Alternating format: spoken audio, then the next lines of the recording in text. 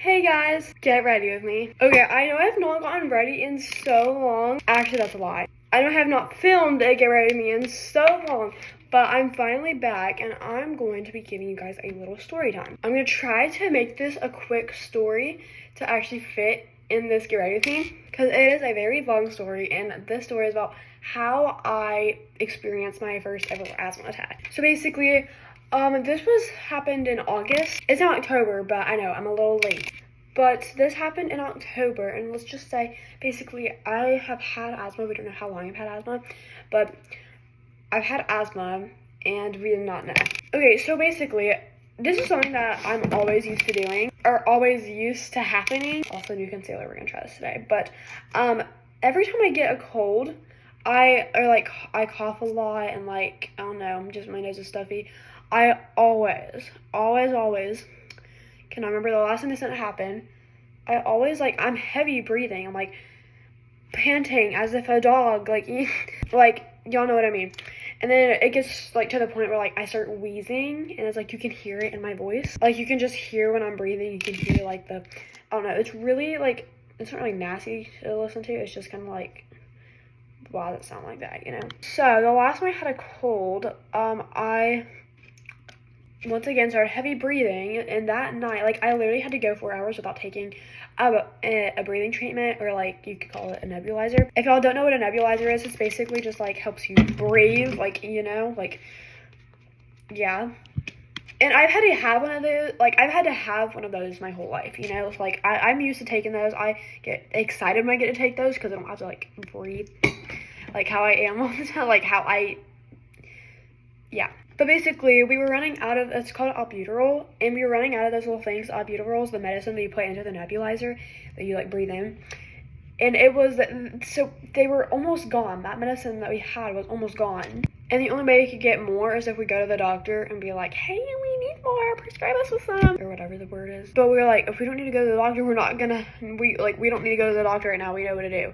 So it's we were okay, well, Faith, you can't take another one. And okay, you can't take one, you have to go 4 hours before you take another one. And it was an hour after I had already taken one and I needed one. And that day I had to do chores, and I was literally exhausted. My breathing was so heavy. Finally, at 9 o'clock at night, I finally got to take my breathing treatment, my nebulizer. And I was oh, finally. So I went to bed and I woke up. We have this little thing, when you go to the doctor, they put this little thing on your finger. Here, this is what it looks like. I actually have it here for some reason. It's this, and they put it on your finger. It looks a little different than this, but put on your finger, and that checks your heart rate, your oxygen level, stuff like that. And when your oxygen levels it's if it's higher than normal, that's not good. And if it's your if your heart rate 100 to 120 is good heart rate, but above that or below that is no.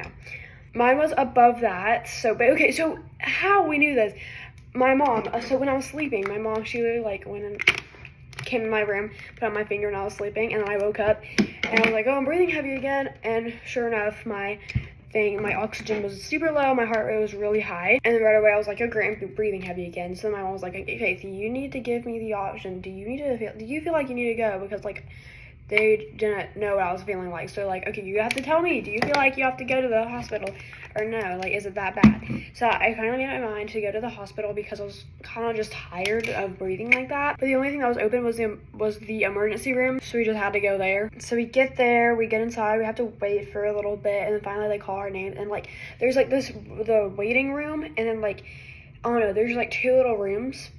But it's instead of a door, it's a curtain. You open the curtain, then you go walk in. It's the smallest little room ever. It's 1/3 of my room basically, and it just has certain things that you might need to I don't know. It has stuff in there that you would need. So finally, this girl, she calls me in there, and they check my heart rate and oxygen, and they're okay, yeah, that's not really that good. So they're okay, now you can go sit back down in the waiting room. We were oh, okay. So now we had to wait more. This is so off. It's very not symmetrical. We're gonna ignore that. So we sat a little bit longer, and then they called us back in there, and then the head, I don't know, another doctor, or no, it was a doctor instead of the nurse. The first time it was the nurse, and then I think the second time the doctor went in there, and he was oh yeah, this is weird. Go sit back down in there. And we were oh my gosh, okay. Like, all we want is a room, okay? All we want. So, yeah, but they just kept making us sit back down in the waiting room. Finally, then we were like, oh, okay, we're getting called out again. Oh, gosh, let's hope we're getting a room. And I don't know what this girl was doing, but she was, like, putting sticky things on my arms, and it was, like, connected to some kind of machine, and it was checking my heart rate more. Like, girl, we already did this, but okay. Although she was really sweet and funny because she was, like, had an accent, and it was, like, fun. So then she's like, all right, you can go sit back in the waiting room. And we were like, oh my gosh, again? So we went back then, and finally, this girl, and she's like, Faith? And we were like, oh yes, finally, a room. No. She was doing an x-ray of my chest just to see if, like, I had anything, like, I don't know, anything stuck in my lungs or something that was making me breathe like that. So then I had to go take the x-ray, you know. And then she's like, I can go back to the waiting room. And I was like, okay, great. Finally, we got a room after that. We waited a little bit longer. We waited for probably like 30 minutes. Finally, we got another room. And what kept making me more nervous is there was like an older couple there. And apparently they had been waiting for 6 hours. And I was like, kind of scared now. I don't want to be waiting for 6 hours. But, you know, we got a room. So, not to rub it in those people's face or anything, but we got a room before them. I don't know, it was like not like busy, but like all the rooms were taken. At 12 at night. By this point, I think it was like 1:30 a.m., 2 a.m. Finally, we got a room. And then we had a really sweet doctor. She was really nice, but then she was like, okay, you need an IV. And I was like, okay, and I'm used, ignore the background noise. I was like, okay, I'm used to getting IVs, but like still, that doesn't make me like them anymore. I just hate getting shots and like IVs, stuff like that, but I have this thing called MCAD. It's just like, my body doesn't break out certain fats, so I need to take this medicine for. I'm fine, guys, I'm fine. But I have to get IVs, like, I think every 2 years, I think, to like, make sure my blood is, I don't know. So I was like, okay, yay, I get an IV. So, you know, she puts the IV in, I'm suffering, I'm just kidding. Oh, by the way, I'm still breathing like this. Yeah. Okay, and then she like left the room for a little bit, and then she comes back in. She has this bag, this big, this wide, full of like some kind of liquid. And she's like, okay, this we're gonna put in your IV, and it's gonna like, go in your body. And I was like, that is a lot. Like, it was a lot. So she hooked it up, and it got like cold in my arm. It was kind of weird. Anyways, after that, so after finally, she was like, okay, you're gonna have to use the bathroom really bad over this, because it was like, I don't know, like a gallon of water or more going into my body. So sure enough, I think I literally peed 3 times before it was even gone. So yeah, in a bathroom, obviously it cut me off. This is awesome. I'm very excited about it. My mom has it. That's anyways, it was a little bit later, then she pulled out another bag and of like some kind of weird liquid, and then that was more was gonna go into my body. It wasn't as much, but it was still a lot. I literally peed like 5 times in 1 hour. I'm not even joking. And I fell asleep for a little bit, and then finally this girl came to give me a breathing treatment. I was like, I love you so much, thank you. So, you know, I did that, got the breathing treatment. She was really sweet. And then like an hour later, I started heavy breathing again. I was like, oh my gosh, what is happening? And then we found out I have to take this medicine because, okay, so basically, my doctor who was in there with me, like, most of the time, she was like, okay, I think you have pneumonia. And if y'all don't know, my best friend, Abby, she has her YouTube channel. Go subscribe and go comment and tell her to post. But she had asthma not too long ago, and, like, she acted as if her life was ending. Like, okay, I know it wasn't, but, like, it was a bad sickness is basically what I'm referring that to. And I was like, I do not want to have to go through that. And she's like, okay, so now you have to start taking this medicine twice a day for 10 days. I kid you not, I taste this medicine and I'm not gagging. Well, yeah, I am gagging. It was so bad. If you guys don't know, I'm not a medicine girl. I cannot take medicine to save my life. You would think I would rather be sick than take medicine because I hate it so much. Like, I don't like Tylenol. I can't even take Tylenol, guys. That's how you know I have a problem with medicine. And Mom was like, oh, it's pink, it might be better. And it was not better. It was worse than any medicine I've ever taken in my whole life. This is also new. So I probably took like 45 minutes to try to get all that medicine down my throat. I literally had like a whole stash of food. Like, I had gum, I had orange juice, I had apple juice, I had veggie straws. Like, every time I took like literally like I put 2 centimeters of the medicine into my mouth, I literally would have to eat something. I'm not even joking. It was so bad. My mom even tried it and she was like, okay, Faith, that is actually bad. And I was like, I know. I didn't know I hit the button. Like, I was on the verge of tears. It was so bad. Anyways, okay, so finally, so I went to sleep because, like, I was tired.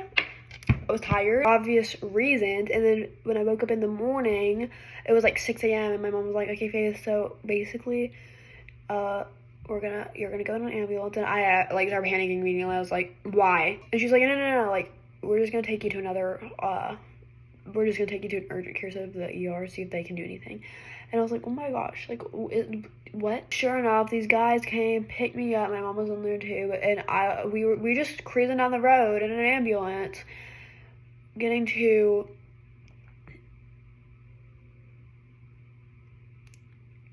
an urgent care. And we made it to the urgent care. My room was so nice. I don't know if I told you this or not, but that other room that I got from the previous ER, it was the smallest room ever. It wasn't really like nice or anything. It was just like the worst room.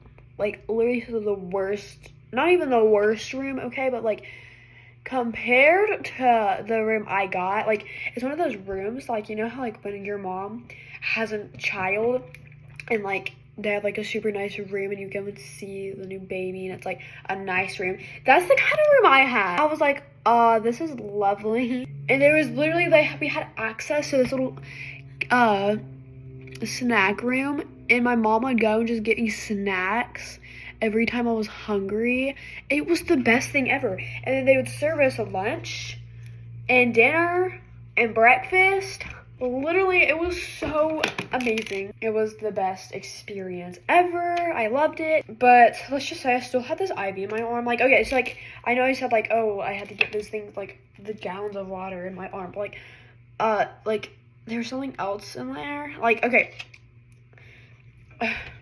Then you have to put the IV in, then you connect to the gallons of water to the IV, then you like take it out, but the IV's still in your arm, you know? I'm trying to explain this well for people who have never gotten an IV, not to scare you even more, just to tell you how it is to prepare you.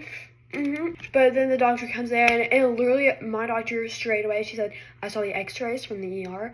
I don't think you have pneumonia. And I was like, thank the Lord. Literally was so happy. She was like, I just think you have asthma. And my mom was like, yeah, I've always wondered if she had asthma or not.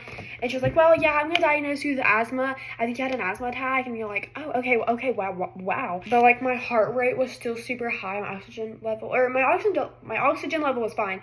My heart rate was super high. I thankfully got a breathing treatment, and that makes, or actually no, they gave me an inhaler, which is like, so I don't have to keep taking breathing treatments, which is way more time consuming. All I have to do, how about I show you guys? I actually don't know where it is, which is probably a problem, but it's just like, yeah, it's an inhaler. I'm sure if y'all don't know what an inhaler looks like, then you can go look it up. But that's what I have now, and basically I still had to stay in the hospital for like, or not the hospital, the urgent care for, like, I had to stay all day basically. Like, so I went to ER at like 12 a.m., then at 6:30, like 7 a.m., we left and went to the urgent care. And I was at the urgent care until 5 a.m. and I finally got, not 5 a.m., 5 p.m. And I finally got the IV out. And this is why, because when I first got it, they were like, oh yeah, you can like bend it. It's like plastic, you can bend your arm and stuff, it won't hurt. They put it in, and I'm like, I cannot move my arm, it hurts. It hurts. And she's like, oh, okay, well, you don't have to move your arm. And so finally when I got this thing taken out, I don't really watch when people put it in because like that's just kind of gross in my opinion. I'm not like, oh yes, let's watch, like no. So basically, I watched her take it out. Or actually, I don't think I watched her take it out. She took it out, and I'm not joking, this long was in my arm, and it's like right here. It was like that long in my arm, right where it bent my arm, and it was plastic. So it hurt, like no wonder it hurt to bend my arm. It was this long, like right where I bend my arm. Like no wonder it hurt so bad. Why did you say I could move it so easily? I could not. Then finally we got to go home, and my aunt, or you know, I got Starbucks that day because my uncle, he just like, he got me Bojangles and Starbucks. I was like, because I don't know why I was craving a Bojangles biscuit. Anyways, my dad came, my aunt came, my uncle came. Yeah. Then I went home and I was fine. I've been fine since then. I haven't had another asthma attack, and I have my inhalers. Every time I start breathing heavy, I just take that. The only annoying thing about having asthma though is like if I laugh too hard, I'll need it, because like, you know, when you laugh super hard, like I start wheezing and I'm like, oh gosh, like I'm gonna have to take my inhaler. And if y'all don't know, I love to laugh. Like I don't know, I think everybody loves to laugh, you know? Like everybody has to love to laugh. That's kind of annoying because every time I laugh too hard, I have to take it, but like other than that, like I'm fine. I'm going to curl my lashes and I will be right back. Okay, I'm done with my lashes. I'm gonna go clean it up because it's kind of like messy, but I will go Thank you guys so much for watching, and I will see you guys in my next Care Me. Bye!